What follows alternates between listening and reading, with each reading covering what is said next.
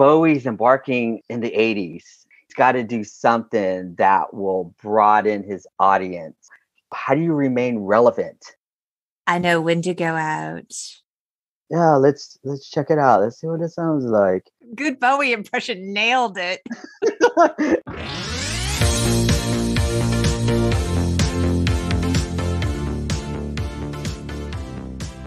Hello, and welcome to the Untitled Gen X podcast, a podcast dedicated to the pop culture that raised us.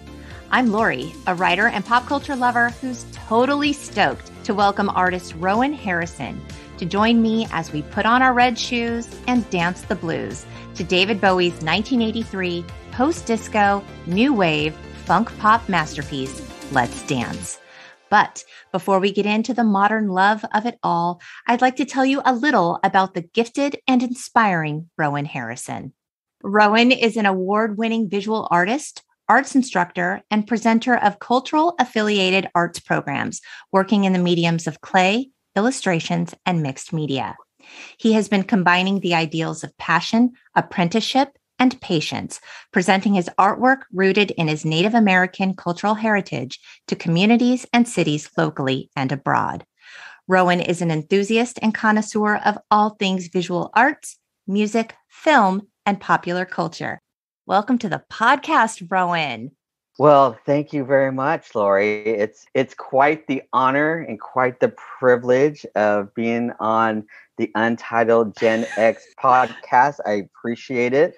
And thank you so much. And I'm looking forward to our time here. Man, we're going to have a good time. And getting you on the pod is quite a get because, okay, for those of you who don't know, I worked with Rowan in a corporate job for a lot of years, for about 14 years. And he was known, I used to call him Agent 300 back in the day. His extension was 300. That's right. Yeah. The one and only Agent 300. The best of the West, of payroll clerk in the West. The best. And Rowan is just the coolest guy. I mean, he is so incredibly talented. And there was a time at our work where we had a company newsletter. Rowan, do you remember? And you used to do like the arts section of it, and I would edit your work. And so we've been working in this weird creative way together long before I left my corporate job to become an editor and work as a writer. And it's crazy. We've known each other a super long time. That is exactly right. And thanks for bringing that up. Because, we did over at the corporation, we did have this monthly newsletter that went out to all the employees. And there was a section called the movie beat section. And I would write up movie reviews. And I would submit it to you. Would do all the edit, right? You would make my rambling, babbling write-ups into more something coherent, something conclusive and direct. Yeah, that's right. We did work that way together. Of course, you're an incredible artist, but you're a true lover of all the arts. You love music and film. You go to a lot of live shows, film festivals. You're like in it. Yeah, I'm really passionate about art, music, film, anything that's art related, culture. And I find that everything is connected in one way or another. You go to a film, music is there. Yes. You listen to music, there's images in the film. There's a narrative, there's writing involved. So I just find that everything is so connected, and it's all about, creative minds, creative thinkers, and expressing themselves and putting themselves out into the world. And and there's just this huge community of artists, out there who are doing their work and from one generation to the next. And I just get absorbed in it. And it really has a way of keeping me inspired, having me think about my own creative work and my own creative development and what I want to bring forth in the imagery and in the work that I do. So that's a big part of my life. I consider myself, a pretty intense progressive music collector. I'm one of those individuals who likes buying the records. I kind of consider myself one of those kind of people who are completists. So if I like a certain artist, I won't just buy one record, but I will try to collect their entire body of work. And I'm also one of those people, to learn more about the artist, the music, to get more deeper fulfillment of the sounds, the visuals. Yeah, for me, it's imperative to take the time, plunk down the cash, and go out and see the shows, go and support the bands. Right. That for me is a fulfillment in my life. You can never get enough of it, and it never gets old. You're a true investor in it. And I think that's what's so inspiring about you. And I knew that from the time we first met and began talking about the arts. And when I asked you, let's choose an album to cover, and you suggested David Bowie, Let's Dance, I have to know, Rowan, what's your history with this album?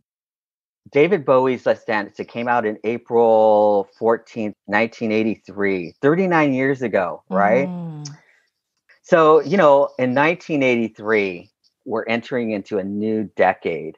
We just got past the 70s.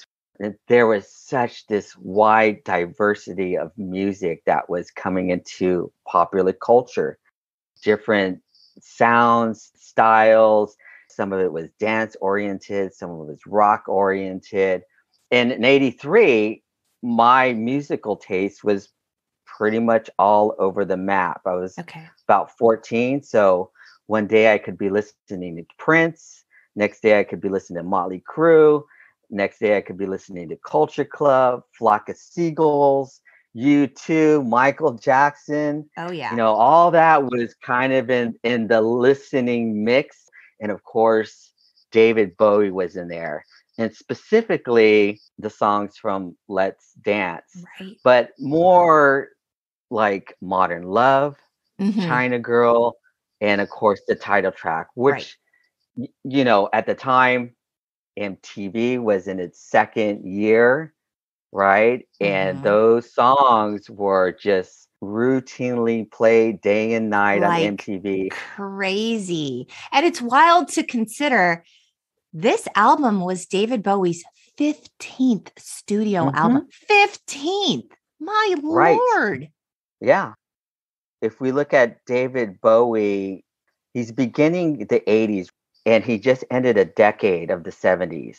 And he left behind this eclectic, wonderful body of work. If you look at the records like Ziggy Stardust, Diamond Dogs, Station to Station, great record, Young Americans, Aladdin Sane.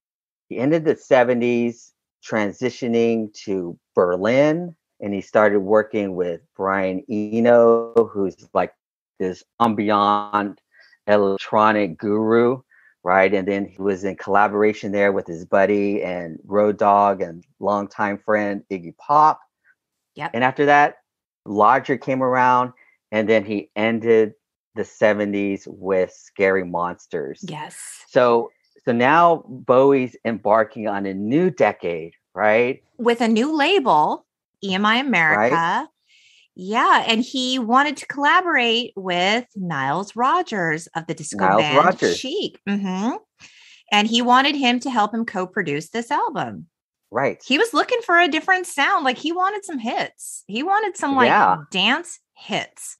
Yeah. So I don't know what was going on in the world and David Bowie's mindset. What was he thinking about during this point in time in his career? He just got divorced, and he, I guess, acquired full custody of his teenage son. So he's a single dad. He has a son. He just became sober, right? Out of the 70s, out of the decadent 70s. And now he's had this string of wonderful work, and he's acquired this kind of not quite of a big audience. I don't think it was, but it was kind of a more tight-knit audience. Dedicated as hell. Yes. So now Bowie's embarking in the 80s, and now he's got to appeal got to do something that will broaden his audience. How do you remain relevant? Well, yes, because the sound was changing, most Yes. definitely. People wanted to feel good. People wanted dance music. And you're coming off of this Hmm. disco era into this sort of synth heavy sound. And so, how do you incorporate that and still make it Bowie, but a new version of Bowie? He told Rogers, look, I just want to make a good groove record.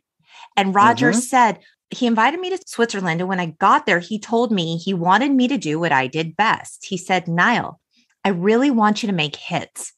And I was sort of taken back because I'd always assumed that David Bowie did art first. And then if it happened to become a hit, so be it. But not in this case. He wanted to produce an album with dance hits. That was the goal. Right. He did it. Yeah.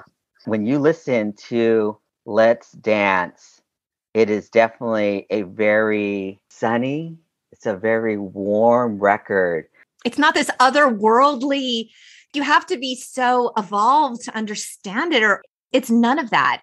Right. And I think some of the bands that were starting to percolate in the early 80s and the mid 80s, some of that music was dark, some of it was angry, some of it Mm-hmm. was very introspective, some of it was Mm-hmm. very serious, right? And Bowie does have those elements in his work. But here with Let's Dance, I kind of see it as a very sunny springtime record. Like, let's just have a good time. Yeah, let's just have a good time. It just has positive vibe throughout the whole record, and which is its strong point. Oh, absolutely. And of course, he brought in all brand new musicians Hmm. to do this album, including a then unknown Stevie Ray Vaughan, who Yep. did all the guitar work on the Hmm. album. And some of it is like you listen to it and you're like, that's so Stevie Ray Vaughan. Right. So the whole album was recorded at the Power Station in New York City over the span of 17 days. That was it. 17 days they put out this record. Really? Wow. Sometimes it takes bands months, years to record a record. They cranked that out fast and it's still so good. It still holds up so well. These guys are professionals, so they know what they're doing. So let's talk about the track list. What is your favorite song on the album? It's a cross between, on side A, you have China Girl, Mm-hmm. Oh, I love how we're talking about the A and B of it all. right? And then if you flip the record over, there's Cat People Putting Out Fire. Oh, you like Cat People. Yes, fantastic track. And it was that track that kind of brought me back to this record. I think I did have the record in 83, but as the decade progressed, we went into 84, and there used to be a DJ radio host by the name of Richard Blade On K-Rock. 106.7. World famous.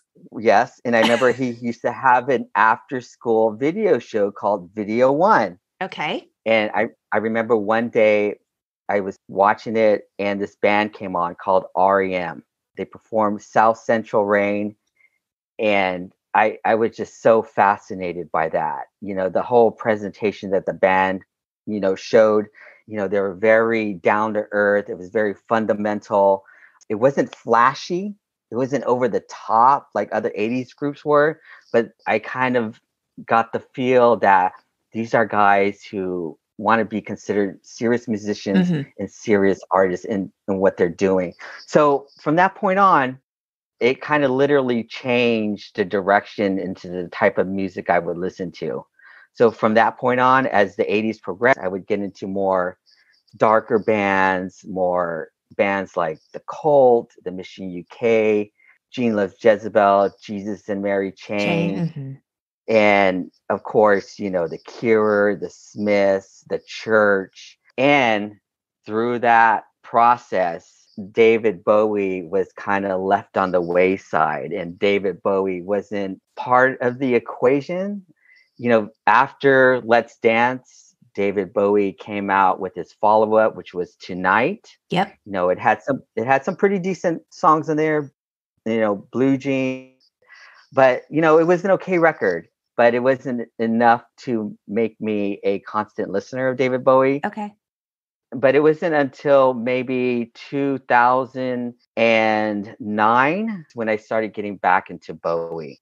Long story short, when I started getting into my mid-30s, I think that was a period in my life where I really started buying a lot of records. I would find myself every other weekend going to these small little independent record stores, the swap meet. And every once in a while, I would find a David Bowie record. Oh, look, here's Station to Station. Let's pick it up. Oh, look, here's Pinups. And over a period of time, I started having this kind of decent collection of David Bowie records. I'd come home, put them on the turntable, play them. I'm like, oh, that's pretty cool, pretty interesting. Take it off the record, put it on the shelf, and let it sit there. But it wasn't until filmmaker Quentin Tarantino came out with his film Inglourious Bastards. Right. David Bowie's Cat People, Putting Out Fire is being played in the background. And I remember when I first saw that, I'm sitting there in the movie theater. I'm like, oh yeah, David Bowie. Like you had forgotten. Mm-hmm. Then I thought that was such a great piece of music. I know where that came from. It came from the Let's Dance record. Came home, took this record off the shelf, put it on the turntable, and then started listening to it again. And over time, it got more repeat listens. And it's kind of interesting because there are people on YouTube who do these videos where they rank and rate David Bowie records. Uh-huh. And a lot of times, Let's Dance is not really in the top 10 of those surveys. And I'm like thinking, that's wow. So interesting. I mean, it is such a departure from a lot of his work, and that's probably why. Right. And I kind of chalk that up to maybe because a lot of people think that, it was such a big commercial record. And maybe David Bowie sold out, and maybe instead of making music for himself like he normally does, that he kind of made music for what an audience would appreciate.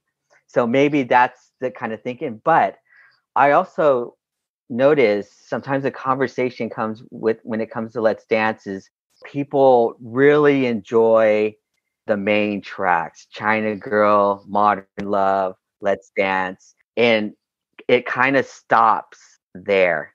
But there's so much else going on in that record, especially when you flip it over. Got wonderful tracks like Ricochet, and there's, of course, Cat People. There's just a lot of wonderful things happening on side 2 that makes it such an interesting piece of work. What's so interesting is the album actually has 3 covers on it. Cat People is a cover of a song that he had originally done in 1982 for the film Cat People. And apparently he didn't actually really like the original version of the song, which was why he wanted to remake it. And the sound was more aggressive than the original version. And it was ultimately considered to be one of Bowie's best recordings of 1983. Yeah. And Criminal World, also on side B, that's a cover of Metro's Criminal World, which is a 1977 song that was banned by the BBC for bisexual undertones. And in terms of Ricochet was giving me like serious Major Tom vibes. Bowie said, I thought it was a great song and the beat wasn't quite right. It didn't roll the way it should have. The syncopation was wrong. It had an ungainly gait. It should have flowed. Niall did his own thing to it, but it wasn't quite what I had in mind when I wrote the thing. I liked it. It's a wonderful track. There's a part of it where there's another Stevie Ray Vaughan solo in there. Mm-hmm. So Ricochet is good. And, the last song on side 2 is Shake It. Which sounds so much like Let's Dance. Yeah, it kind of has that same groovy dance vibe to it. It does. The wonderful thing I noticed about Let's Dance when I started re-listening to it, and I hear it throughout the record, is the drums, the mixing of the drums. Mm. It seems to be very loud. It's very big. Yes. There's full volume with the drums. I don't know whether Niall said, "Hey, Bowie, do you think we should bring up the drums here in the mix?" Maybe Bowie's like, "Yeah, let's check it out. Let's see what it sounds like." Good Bowie impression. Nailed it. And then on the playback, maybe Bowie goes, "That's very interesting. Let's keep that going." But yeah, the drums are loud. They're thunderous throughout the whole, record. And that's why I like it. Drummer Omar Hakim, jazz drummer, kind of does this jazz fusion type drumming style. Very good, solid throughout the whole record. Yeah. Let's talk singles. Let's start with Modern Love. Modern Love is probably my favorite track on the album. And it was one of Roger's favorites also. He called it an old barrel house rocker with a real pounding Little Richard type sound piano, while on top of it, it was very sophisticated jazz horn sound. And I remember years ago, 100 years ago, I saw David Bowie on like Regis and whoever, and he was talking about how Little Richard was such a huge influence in his life. And Little Richard was one of his earliest rock heroes. Little Richard, Elvis Presley. Yeah. And you can really hear it in this song. There was just real like joy to this song. It had a real energetic feel. Yeah. So, Modern Love is the first track on the record. Take the record out of the sleeve, you put it on the turntable, you drop the needle. And the first thing you hear is this it almost sounds like a staccato little guitar riff. And I'm assuming that's Nile Rodgers, because Nile Rodgers also played guitar on some of the tracks, along with Stevie Ray Vaughan. Right? And then it comes in the drums, the big drums. And then you get into the keyboard melody, right? And then the whole rhythm, the whole thing starts taking shape. I know when to go out. Right. Instantly, you kind of want to move your body. You want to shake the hips. How do you not move when you hear this song? Yeah, right. It's a great opening track. Oh, it is. And in many ways, the vibes I get from that track, the energy I get from the track, it's so kind of on the same plane as what was happening at that time during the 80s with music. There was this new complexity to pop music. It was sunny, it was warm, it was full of color, flash. And I think Modern Love is very in line with that. I think in the 80s, there was just a real decadence to music. Yeah, Modern Love, fantastic opening track. Rolling Stone listed it as one of Bowie's 30 essential songs, saying, quote, "The song reveals Bowie at his catchiest and most nihilistic." And I went back and watched the video. Did you have a chance to see it? Yeah. It's been viewed over 20 million times. And basically, it's just Bowie and the band performing the song from the Serious Moonlight tour that followed the release of the album. And we just see him in sort of like a lemon yellow suit with his cool undone bow tie. And the band is just having a really good time. They're just dancing and performing the song. Very simple video. Yeah, definitely. It's video concert performance. And with that video, you get to see Bowie's entire backing band. Yes. And it's a big ensemble. And it would have to be to produce that much sound. There's a lot of complexity to it. And also, you mentioned the suit. The signature suit. He was looking sharp, debonair. He had the little blonde, He had the blonde, bleached blonde hairdo. Yeah. And he just looked really cool in the video. Yeah. Confident, a man who definitely knows what he is doing and feels good about it. Yeah, I would agree. Okay. What were your thoughts on China Girl? Oh, China Girl. Interesting video. Yeah. I during in the 80s, videos was such an important medium. And David Bowie is kind of one of these artists who gravitates and gets excited about new technology. And, the video format, I'm sure David Bowie was very enthralled with it. The video China Girl, yeah, great song. It has this kind of narrative to it, this interracial relationship between Bowie's character. And there's also, the China Girl in the video. I don't know how to say it. She's very erotic. It's very interesting because I did sense a real sort of Asian fetish. I can't say the word. I always struggle with it. Fetishization. It was designed to be that way. So this video was directed by David Mallet. David Mallet, he's done stuff for like In Excess, Joan Jett, AC/DC, Def Leppard, The Stones, Queen. Like he's directed all the videos. And this video was shot in the Chinatown district of Sydney. And the woman that you're talking about, the love interest in the video, her name is Giling Chin, and she was a 23-year-old waitress waiting tables at a Sydney cafe when she was discovered and offered the role in the video. And it was super interesting because she was a Bowie fan. When she was a teenager, she had posters of Bowie in her room. Isn't that wild? Crazy. I know. Following the video shoot, they actually ended up in a brief romance. And she said the experience was life-changing. She called it a surreal dream, and she told the Associated Press there was something quite otherworldly about him. He was beautiful, just beautiful.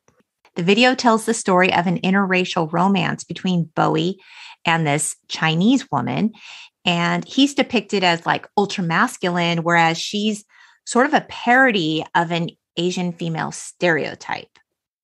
Yeah, I kind of see it as she's kind of this exotic muse for Bowie in the video.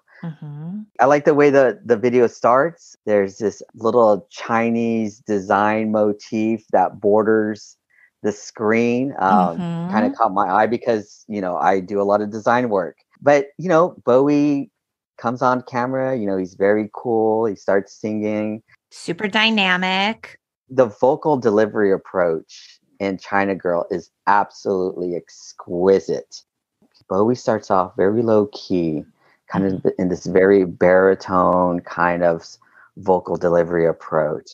And then halfway through the song, he gets into the lyrics where I stumble into town, it's like a sacred cow. It's right here at this point where David Bowie starts raising his vocal delivery to another higher octave. The song just takes off there. It just goes into another stratosphere, and it just makes the song so much more vibrant. And it's just that little subtle thing where he just raises his voice, and then it comes back down to where he started from again. To me, this is the hallmark of an artist who knows what he's doing. It's absolutely beautiful. I think it is too. I love this song.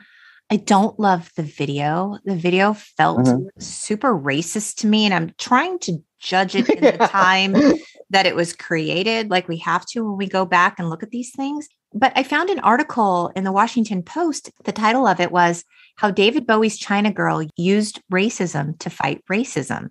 This was written by Ruth Tam. This is what she said. Was David Bowie's 1983 hit China Girl racist? Yes, but racist on purpose. If you're wondering why that makes a difference, consider Bowie's comments in Rolling Stone that same year.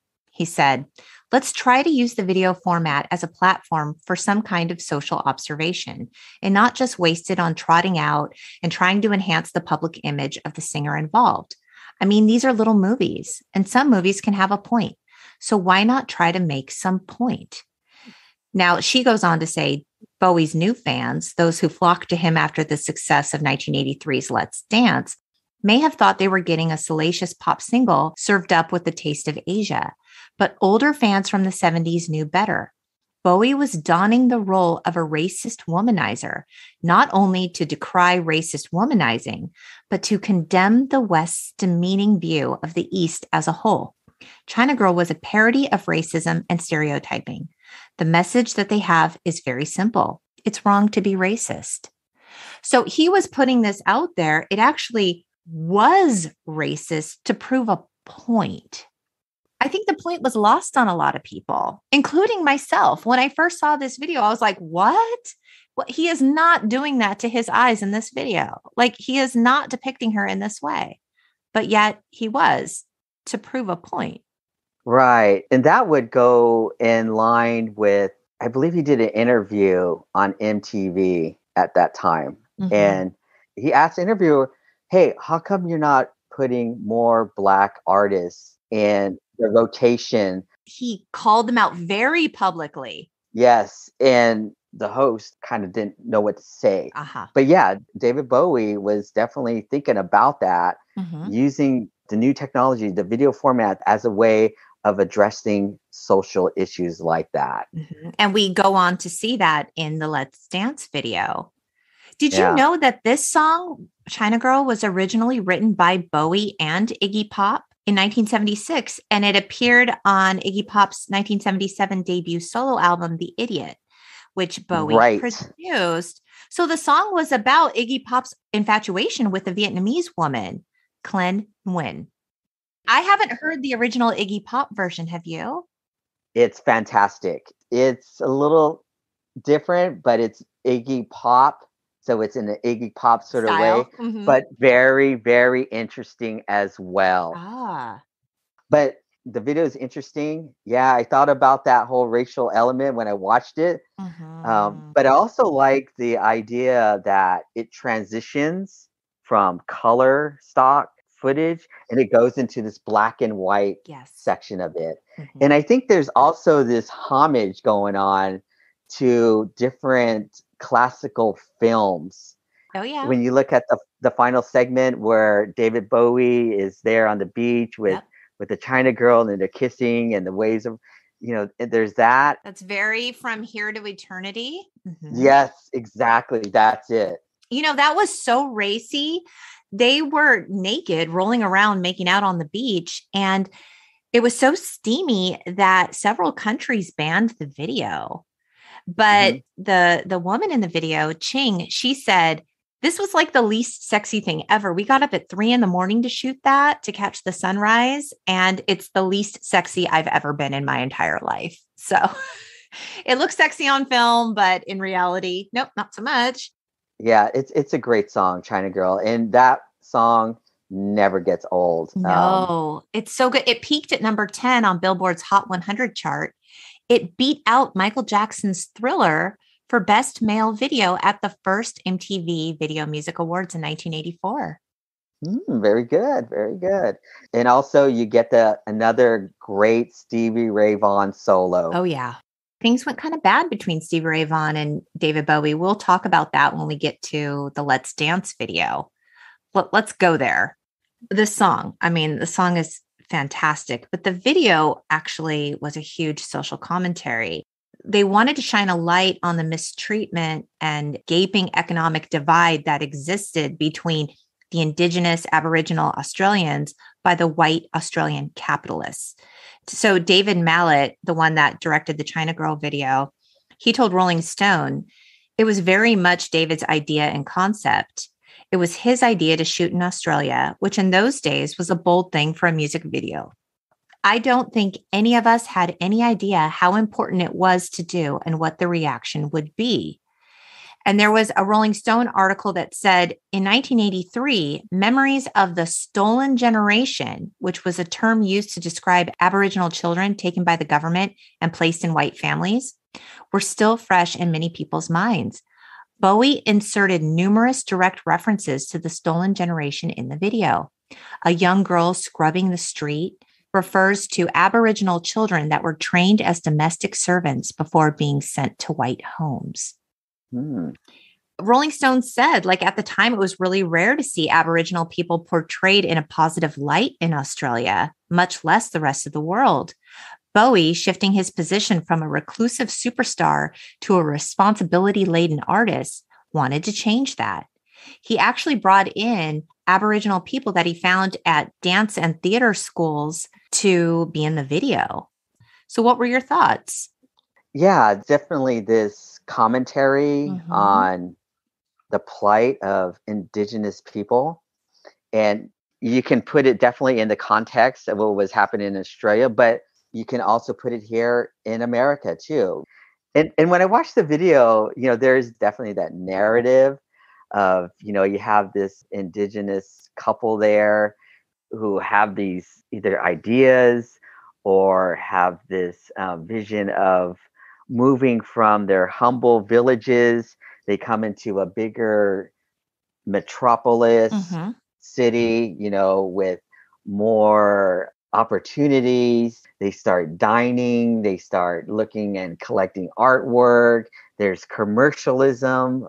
I sensed like there was some temptation involved. Like even when you saw the Aboriginal woman, when she first sees the red shoes, the red pumps, right, puts them on and dances.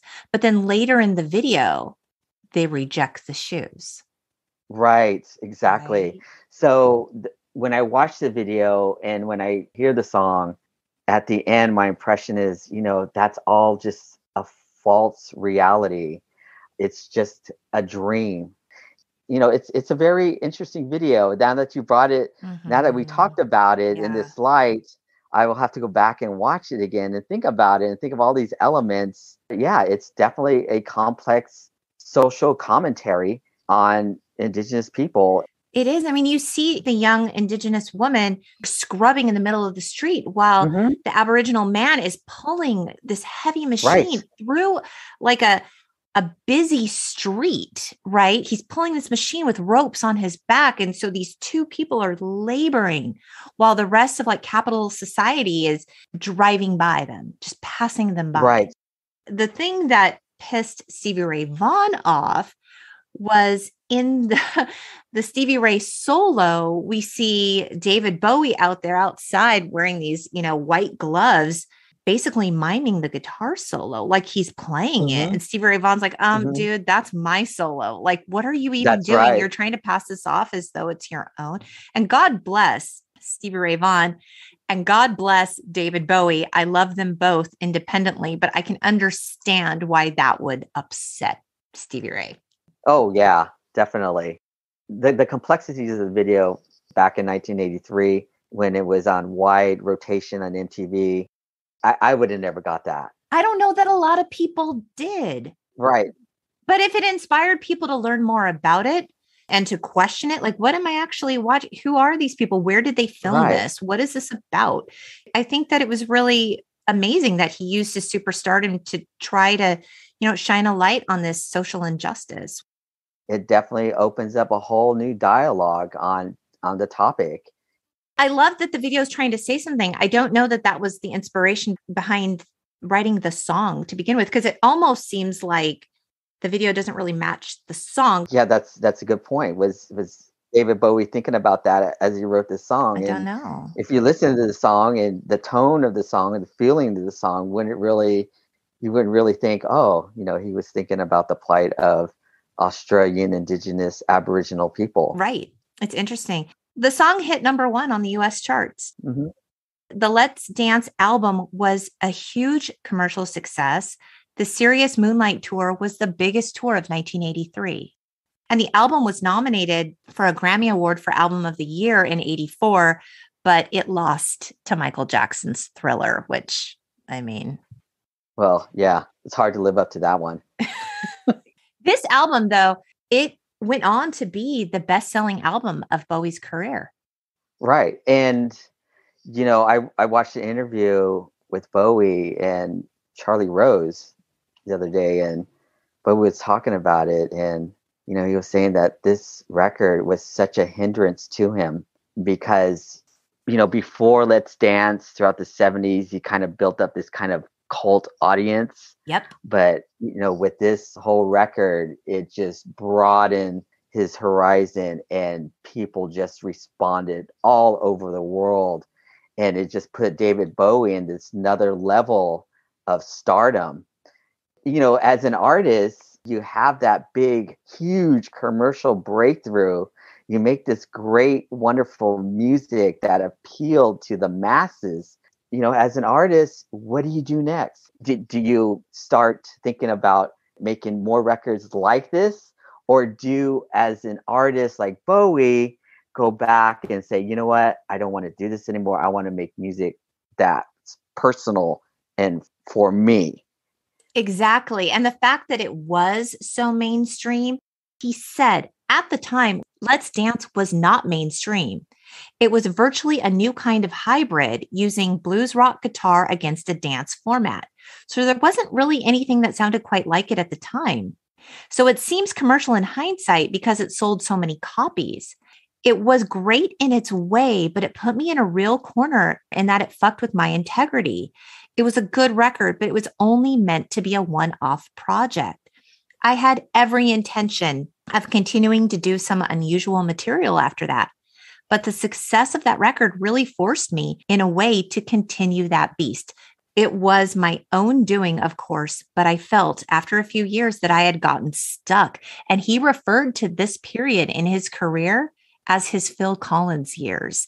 And that is not to be a compliment. Those are my Phil Collins years. Like, that wasn't what I wanted. Yeah.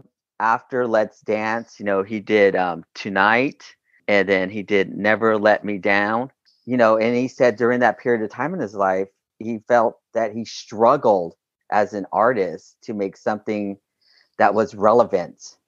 Isn't that incredible to consider? Because it wasn't even like Let's Dance was his debut album and it exploded. And how do you follow from that? Right? Like you're almost guaranteed a sophomore slump. He was so well established in his career. He had so much more he still wanted to do. But now you're essentially pigeonholed by this massive audience that expects this kind of thing from you going forward. And he's like, wait a minute, this was just something I was doing. This isn't me forever. This isn't my entire identity wrapped up in this record that you expect moving forward. I think that's hard for a lot of artists because they're often not given permission to evolve. I'm sure there were diehard Bowie fans from the 70s that were like, what the fuck is this album? I don't want this from my artist. I expect more experimental type music. This is so poppy. This is so, I don't want to say vanilla, but you know what I'm saying? Like, it's not what we expect from Bowie. What is this? So it probably angered some of those people. And then the new fans are like, what are you doing? Wanting to go back to these experimental type roots. I don't like that. I like the Bowie that I know and love from 1983. That is so true. Especially if you look at the records, Low and Heroes. Those are very avant-garde records. I love Heroes. They're very challenging. And then, he went to do Lodger, which is another challenging record. Very arty, right? Not mainstream, not commercial. You got Scary Monsters, where he brought back the character of Major Tom. And now he goes into this. And I think, like, in a sort of way, when I look at the record, when I pick it up, I look at the cover of the record, and the cover is it's kind of odd. It's a little hokey. Yeah, but you got David Bowie there. He's got his curly, bleach blonde, couple of hair, and he's there in the boxing, motif. And I'm like, what does this have to do with anything? But okay.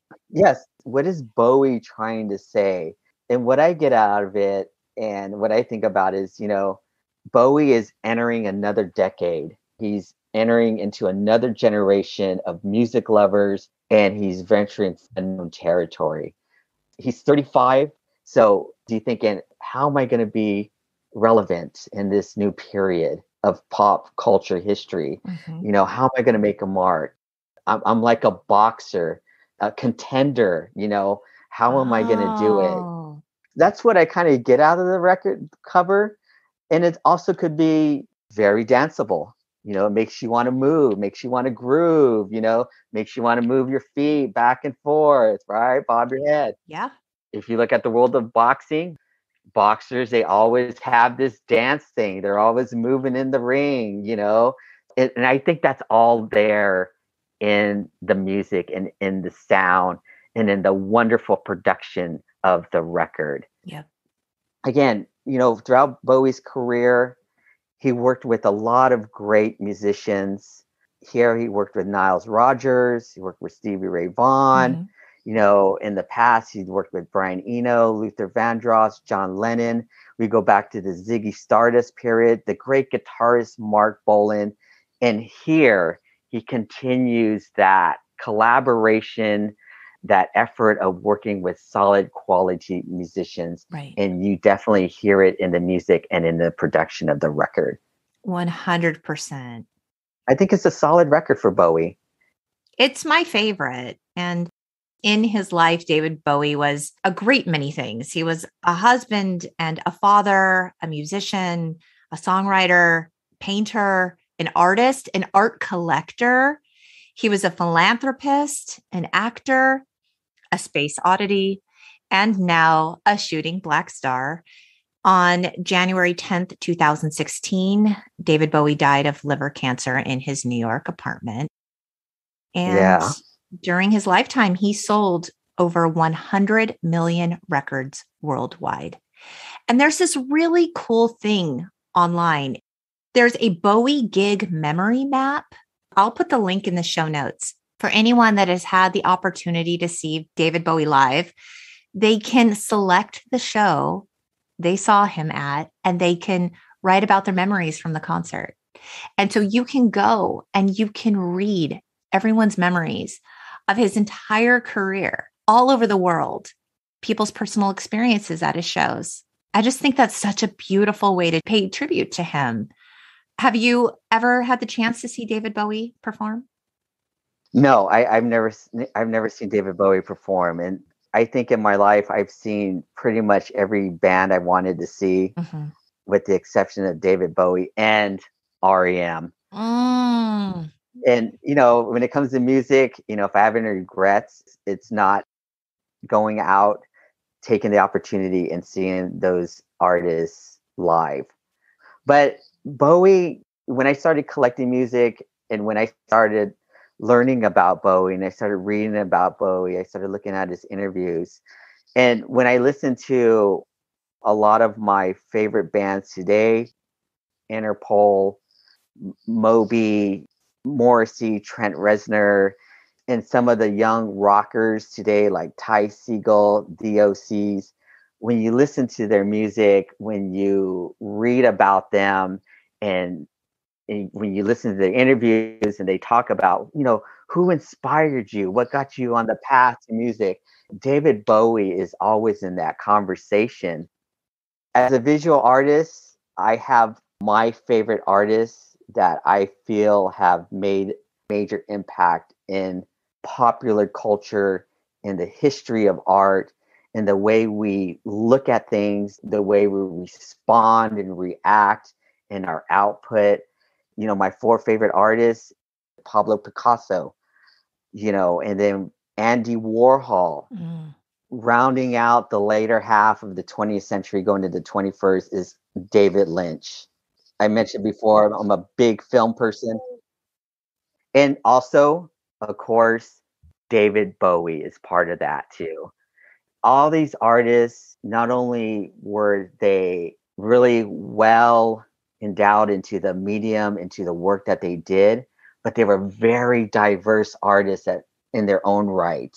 Not only did they practice the medium in which they excelled at, but they did other things too outside of that. Right. And to me, a good visual artist is one who not only does one thing, but has the ability to do other things and excel in those things as well. And I think David Bowie is definitely in that class of very rare artists like that. Oh, I agree. And the innovation of each of those artists that you mentioned, it's just integral to who they are, is innovation. They just see the world differently. In a different light. They do. We are so lucky to find these artists, and we make the connection. We get the inspiration through their body of work. Yeah. And that will never fade away. The music will always be there. Hopefully people have same conversations like you and I are having. And they'll be inspired in the same ways that I've been inspired by artists like David Bowie. Yeah. Yeah. Well, speaking of your art, Rowan, let's shift focus to you. I mentioned at the top of the pod, you're a visual artist and you work in the mediums of clay, illustrations, and mixed media. Your work is rooted in your Native American heritage. I went on your website, twotribespottery.com, and I learned that you descend from the Pueblo of Isleta on your mother's side, and on your father's side, you're Navajo. Correct. Can you tell us a little bit about the creative influence your family and your cultural heritage has had on your art? So, when we talk about indigenous people of the Southwest, on my mom's side, I am from the Pueblo of Isleta. Our reservation is located about 12 miles south of Albuquerque, New Mexico, in the lush Rio Grande Valley. On my dad's side, I am Navajo. Our people are considered the Dine, or the people. The Navajo people have the largest Indian reservation in North America. The Pueblo people of the Southwest, our roots, our ancestors, we believe we are the ancestral people of the Anasazi people, which means the ancient ones. The height of Anasazi civilization was around 800, 1200 AD. During that period, the Anasazi people started experimenting with the resources and the elements that Mother Earth provided. And, they started experimenting with the clay of the earth, water, vegetation, fire, and air. And through the course of time and through the course of experimentation, they were able to start building and start cultivating and start developing pottery ware that served many different functions within their society. Those traditions flowed down and were continued with the Pueblo people of the Southwest. All these people continued that tradition of creating hand-built, hand-coiled, hand-painted pottery. That's so beautiful. And how did you begin learning how to do pottery? So my beginning into the clay arts, into the wonderful world of ceramics, into pottery, began with my grandmother on the Pueblo of Isleta Indian Reservation. I was born in Albuquerque, New Mexico, but I was raised here in Southern California. Okay. During my childhood, my family would travel back and forth from Los Angeles or Long Beach, where we're living at. We would travel back to native country. There's a time where I would stay with my grandmother during the summer. And it was during this period, during my childhood, that my grandmother introduced me to clay. She brought natural handmade clay out of her shed. She would bring it to the kitchen table. And it was there where she introduced me into making what are called small pinch pot forms, little animal clay forms, using natural handmade clay. My exposure, the seed of working with my hands, working with my clay started right there. And during my adulthood, that's where I started developing and cultivating my work. If you think about ceramic artists today in conventional times, most ceramic clay artists will create different shapes, different forms, different vessels using what is now the modern day wheel. Okay, if you think about the film Ghosts, right? The infamous scene with Patrick Swayze, Demi Moore, right? Bexy So that's clay. the potter's wheel. Yes. But my work is more traditional. So I use a method called hand building, hand coiling, and it's making pottery work without the use of a potter's wheel. It's incredible, Rowan. I mean, your work is so symmetrical. It's so beautiful. It looks like it was crafted from a wheel. I don't know how you do what you do. Oh, thank you so much. Not only is there the building of the forms, the construction of the forms and trying to get them symmetrical, in a very kind of simplistic method. But there is also this decorative element. So a lot of Yes. my pottery work has a lot of these hand painted surface decorative designs, patterns, and motifs. And let me stop you right there because I can tell just because he's a modest artist, he's not going to tell you how absolutely beautiful and intricate his work is. Oh, they're okay. They're okay. Stop. It's literally astounding. He creates these incredible patterns and designs freehand. He paints them freehand. He doesn't use any stencils. He doesn't use any rulers. And you would never know that. Yes. So in all these designs and all these patterns are representations, or they symbolize the natural world of what is out there in native country. So a lot of these designs and patterns that I use are traditional Southwest Pueblo motifs and patterns. And again, they represent whatever in the natural world out there that Mother Earth has created and given us. And that translates even to your color palette, correct? Yes, even in the colors that I use. I use 4 basic colors throughout my body of work, you'll see. I use a lot of reds, terracottas, which represents the clay of the earth, the fire of the earth.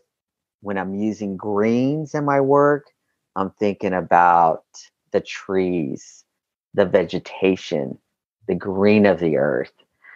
When I'm using blue, I'm thinking about water, the oceans, the lakes, the rain. So I kind of consider myself a Native American artist that has one foot in the traditional world and also one foot in the contemporary world. Because if you look at my body of work, there are definitely traditional elements and a feel to it, but I put other things into it that crosses over cultures and almost gets into a contemporary space and arena. Right. And I see that sort of in the mixed media work also. Yes. So, from the pottery work, there is this crossover into design work on 2-dimensional surfaces, whether it be paper, whether it be wood panels, for whatever I can find. So I do a lot of pen and ink designs as well. Beautiful. I like to focus on selling the original work because the idea is, and the vision is, that what you obtain is unique. It's one of a kind. There's nothing like it in the world. I also like to work in mixed media. I like to bring found objects into the clay work, whether it be metal objects, nails, screws, or what have you, wire. That's all part of this whole creative process. I'm very inspired by Bowie, and I always think about when I go to a period of making work, sometimes I will kind of repeat maybe a little bit of what I do, but then I get to a period when, I got to do something different, right? And I think about what David Bowie said about visual artists, that visual artists, they shouldn't always continue doing the same thing. They need to challenge themselves and do something different out of the box. Music is a huge part of the creative process to me. Whenever I'm working, whenever I'm in my creative space, there's always music in the background. The work that I do takes many hours, sometimes 10, 20, 30 plus hours on to a single create a piece. On a single piece over a period of weeks. And through that time, I'm always listening to music. I'm listening to the sounds that are coming out of the speaker. I'm listening to the patterns, the rhythms, the melodies, the progressions. When I'm sitting here in my moment, I'm thinking about that. And it's kind of bringing in this fuel, this creative energy into my work. And I'd like to think that when I finish a piece, all that musical elements somehow is kind of mixed in there, and it kind of manifests itself in the final product. What it sounds like your creative process is like it's almost a sort of sacred space where it sounds like it's almost meditative what you're doing, and the output is just so beautiful. It's truly extraordinary. Rowan, I have a few of your pieces and they sit proudly in my office. They're a conversation piece. People ask about them, and I want to encourage the listeners to check out your work on twotribespottery.com. I'll put links to all of Rowan's stuff so you could check him out. Yeah. I'm truly blown away by your talent, Rowan. I know you've won a million awards. I know you travel the country selling your beautiful work. What's next for you? One of the greatest opportunities that I've been given is to share and to teach what I know. So I've had the wonderful endeavors of working with the National Park System out of Ventura. I've done cultural affiliated programming, presentations, and workshop with Los Angeles County Public System for many years. I teach pottery classes, clay classes here at my local nonprofit cultural center, which is called the Muckenthaler Cultural Center. I'm part of this group called Neshkanukit. We are a collective loose group of Native American artists locally here in Los Angeles and Orange County. So people have given me these wonderful opportunities of just sharing my work and this teaching endeavors. And that's what I plan on pursuing in the future, and continuing doing more work. And of course, collecting more music and listening to more music. Oh, well, Rowan, I love your work. I'm a huge fan. But before I let you go, I'm going to ask you some lightning round questions. This is a thing I'm doing in season 3. This is like rapid fire. Okay, let's go on with the questions. Okay.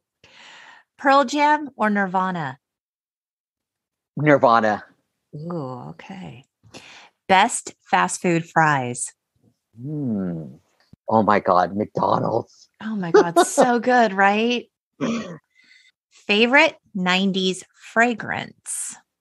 Fragrance? I don't know. I'm not a big fragrance kind of guy, aftershave kind of guy, but I would have to think there was this fragrance I used to have in the 90s by Calvin Klein. Oh, yes. CK1, the unisex fragrance. Yeah. I think it was. In the frosted bottle. It was clear. Yeah. And I think I used to have that. We all had that, Rowan. Calvin Klein. Yeah. Okay. Did you ever own a bucket hat? No, I never owned a bucket hat. Should I have owned a bucket hat? Absolutely not. Okay. No, you did right. All right. You did right. Good answer. This is a Beverly Hills 90210 reference, if you're familiar. Oh. Brenda or Kelly? Which one is the brunette? Brenda. So yeah, Brenda. All right. I would choose Brenda. But by the way, I was a big Melrose Place fan. Rowan! Oh my God. I got to have you over on the Patreon where I cover iconic TV. You got to join me to break down a Melrose Place episode. We have got to do it. Yeah, I remember watching Melrose Place a lot during more than Beverly Hills 90210. Yeah. It was good fodder. Such good TV. Quality television. Yes. All right. What was your first car? A Cutlass Supreme. Oh, what year was it? It was probably an 85, 86 GM Burgundy. Hot. That is fire. It was the chick mobile. Woo! Man, when I rolled on the campus with that car, they're like, goodness. I got to get to know that guy. That's right. I rolled down the windows and I said, hey, baby, you want to ride in my love machine? Let's roll. Let's roll.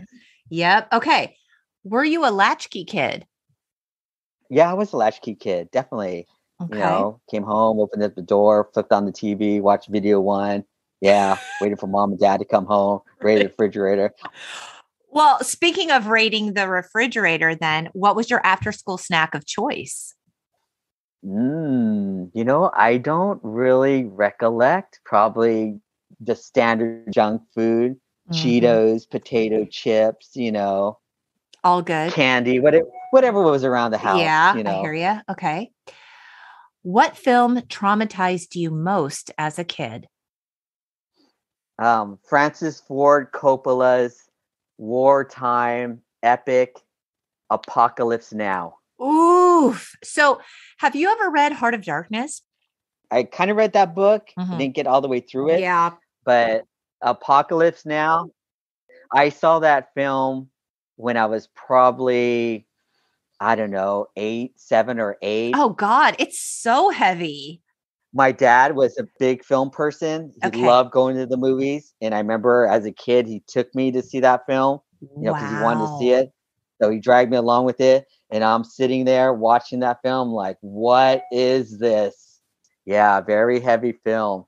But I can't tell you what an impact that film has had on my life and how I go and select and watch the movies I watch and the type of cinema that I appreciate it. And even music can be all attributed to that experience of watching Apocalypse Now. Wow. So, like a switch just got flipped. Yes, Okay. First concert. Flock of Seagulls, Magic Mountain, Okay. Magic. What year was this? 84, maybe 85, I Hmm. would say, around that period of time. Fun. I remember going with some friends, went to Magic Mountain. They used to have local concerts there. They had a performance stage out there, and I remember seeing a Flock of Seagulls there. I was a huge fan of that band. That's cool. And then you went and rode some roller coasters. And then went and rode some roller coasters. Yeah. So it's like a perfect And day. yeah, good times. The best times. This last question is for me. What's your favorite Elton John song?